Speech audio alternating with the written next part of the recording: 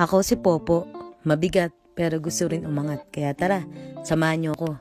So panibagong araw, ang duty namin ngayon ay dito sa basement. So iyan, papantayin namin yung flooring. Kita rin naman na hindi talaga siya pantay. So yan, ginagawa na ni tata yung takip na ilalagay dyan sa may agusan ng tubig.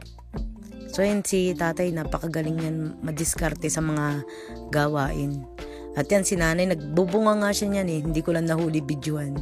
Yun, na-miss ko kay nanay. So ayan, ganyan nga pala yung dingding sa Canada. Merong insulation at drywall ang gamit.